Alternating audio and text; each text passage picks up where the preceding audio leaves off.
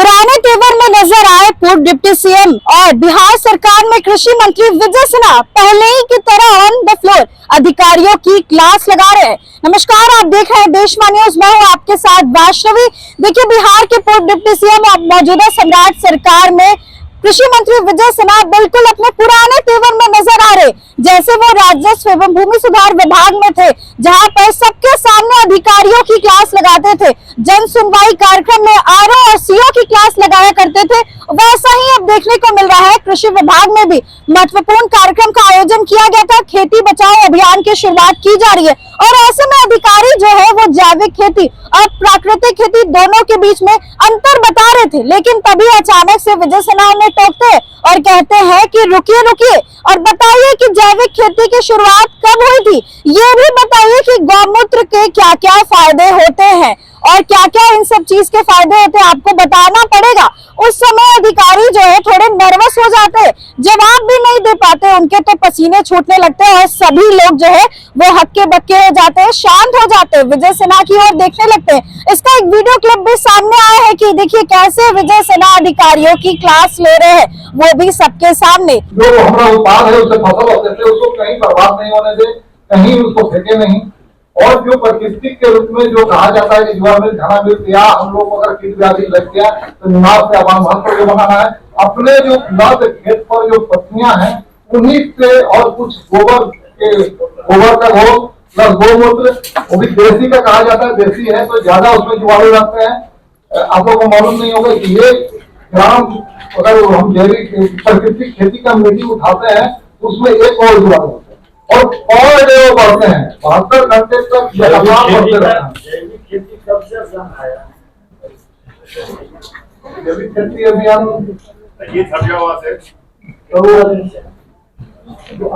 कुछ मतलब अवार्ड जो आए थे हार्डवर्ड तो जैविक खेती जब तक याद रहेगा प्राकृतिक खेती कौन हो जाएगा।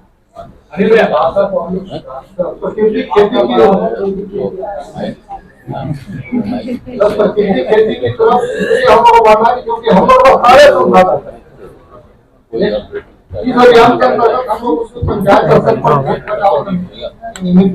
करनी है और उसको उस बैठकों में बताना है कि हम लोग रासायनिक उर्वरकों का प्रयोग कम करें और जैविक खेती के तरफ अपना मूवमेंट करें।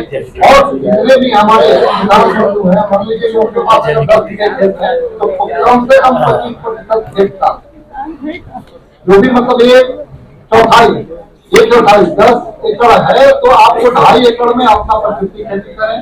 बाकी में जैसे आप कर रहे हैं और आपका उसको एक बार देख सकते हैं कि दोनों में क्या अंतर है, हमारा उपज में कमी हो रही है या उसमें बढ़ोतरी हो रही है या उत्पाद मेरा ज्यादा टिकाऊ हो रहा है या ज्यादा चमक वाले अच्छे हो रहे हैं जिससे कि हमारा स्वास्थ्य भी ठीक हो रहा है और पशु को चारा खिला रहे हैं वो भी ठीक हो रहा है। ये आपको अपने 25% भाग पर खेती करके आपको देखना होगा।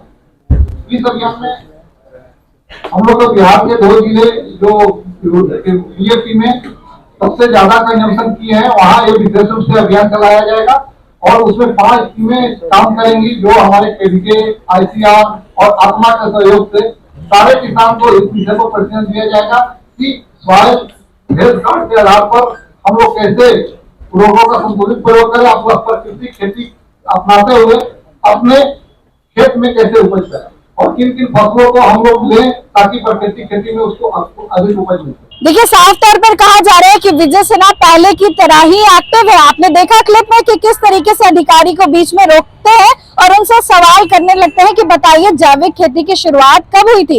इस पर जवाब मिलता है कि ये तो नहीं पता सर की शुरुआत कब हुई थी, लेकिन अंतर और फायदे हम जरूर बता सकते हैं। और ऐसे उन्होंने कहा है कि पढ़ के आइए। देखिए, विजय सिन्हा लगातार एक्टिव है।